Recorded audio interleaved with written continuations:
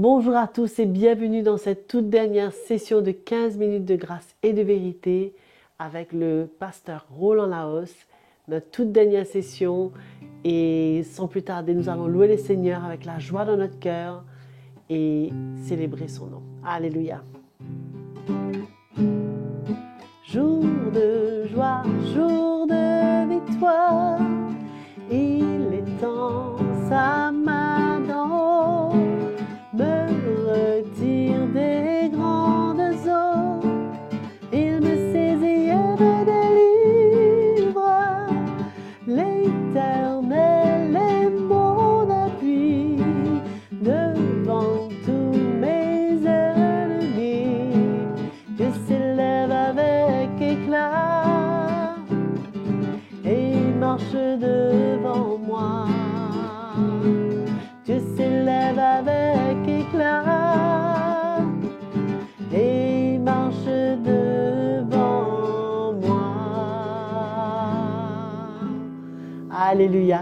Quelle assurance nous avons de savoir que Jésus marche avec nous. Allons entendre la parole de Dieu. Bonjour à tous et bienvenue dans la dernière session de cette série de vie et comportement du chrétien, du 15 minutes de grâce et de vérité. J'étais heureux de pouvoir communiquer pendant tout ce moment avec vous, de vous partager la parole de Dieu simplement pour que ce soit bénéfique, et j'en suis sûr que cela a été bénéfique pour vous, pour votre foi, et le Seigneur vous affermira encore dans sa parole.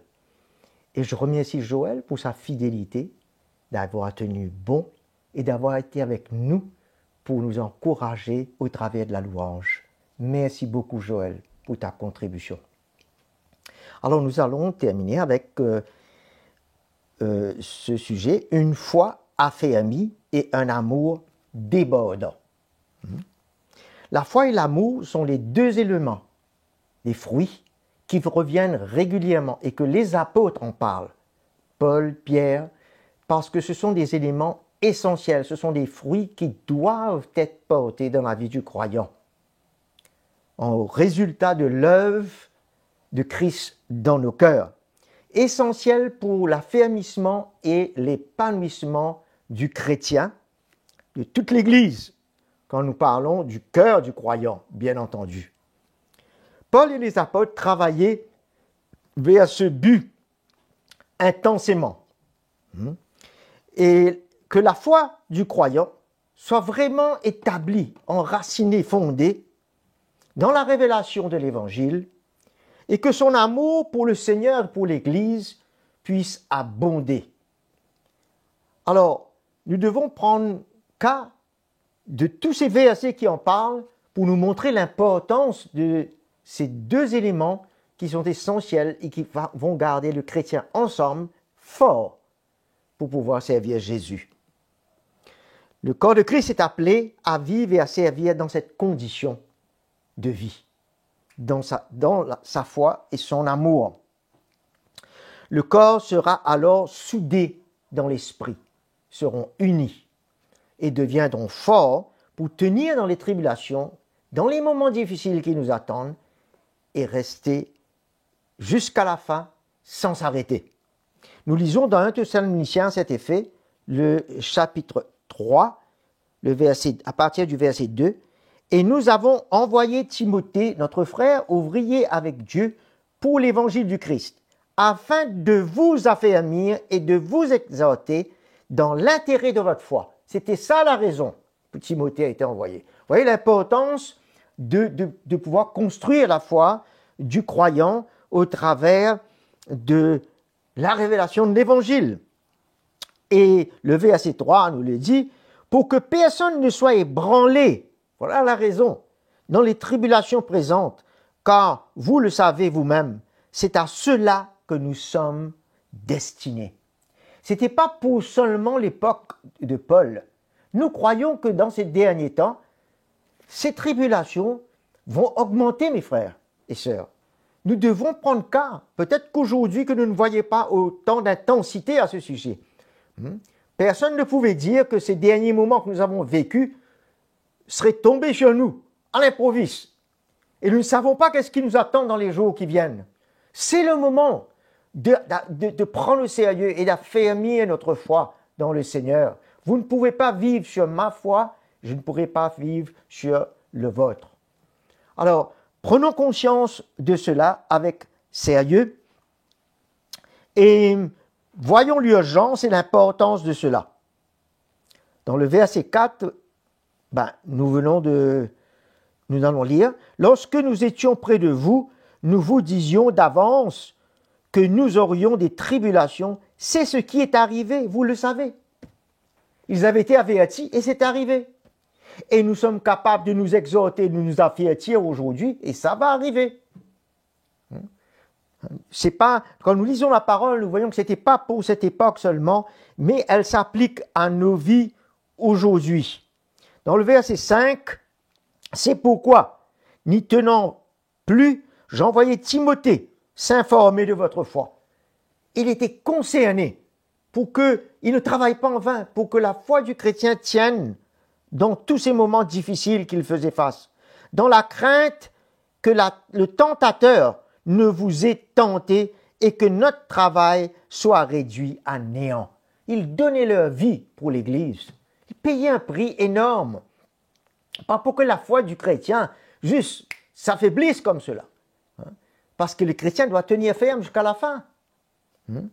Alors, Paul était concerné par la foi du croyant que ça ne s'affaiblisse point. Et c'était un danger pour l'Église si tel aurait été le cas et que toute l'œuvre aurait été rendue à néant.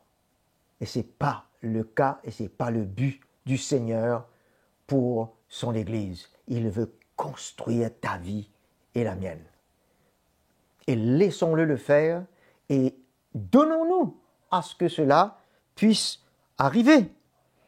Alors, dans le verset 6, « Mais Timothée vient de nous arriver de chez vous. Il nous a donné de bonnes nouvelles de votre foi. » Voilà. Il était concerné, mais maintenant, par l'arrivée de Timothée, quelle joie! Bonne nouvelle de la foi. Vous voyez l'importance? Et pas seulement de la foi, de votre amour. Les deux. Ils étaient en train de progresser et avancer dans les deux fruits. Du bon souvenir que vous gardez toujours de nous et de votre désir de nous revoir, désir pareil au nôtre. Alors, c'est merveilleux comment c'est un père qui parlait au cœur de ses enfants. Il était concerné, il prenait soin. C'est ça le but des serviteurs de Dieu, d'être concernés, afin que l'Église ne faiblisse point dans sa foi.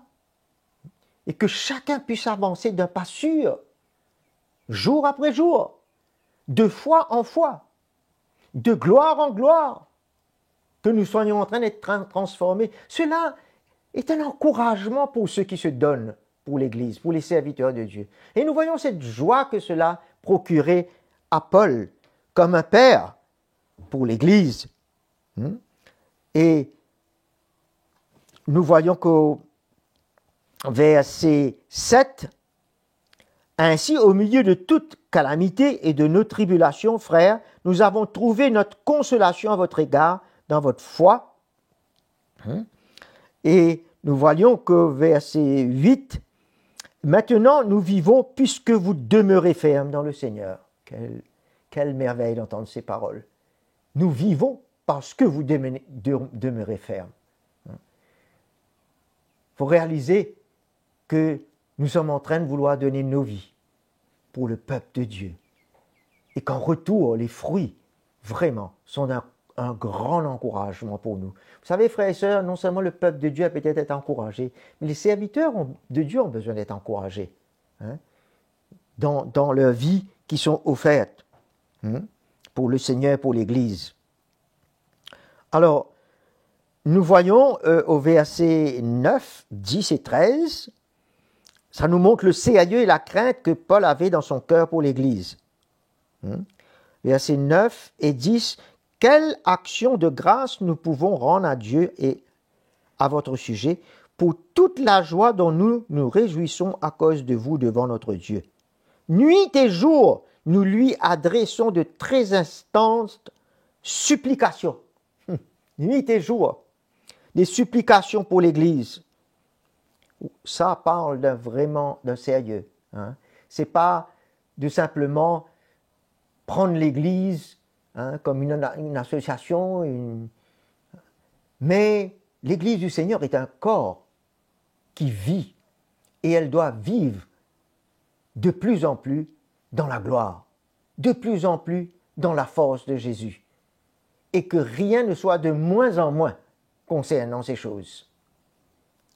Et afin de voir votre visage et de suppléer à ce qui manque à votre foi. Tout le temps, nous voyons qu'il y a quelque chose concernant la foi. Il ne faut pas qu'il y ait quelque chose qui manque. S'il manque, on doit ajouter. Et vous voyez ça avec persévérance, avec, comment dirais-je, il était concerné, quoi. Il était concerné. Avec diligence, il prenait ça et il réalisait qu'il ne pourrait rien faire d'autre que de prier et de porter l'Évangile. Afin que le peuple de Dieu puisse répondre à cela.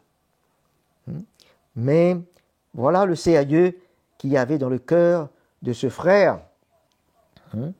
Et que nous voyons au verset 13 qu'il affermisse vos cœurs pour qu'ils soient sans reproche dans la sainteté devant Dieu notre Père, à l'avènement de notre Seigneur Jésus avec tous ses saints.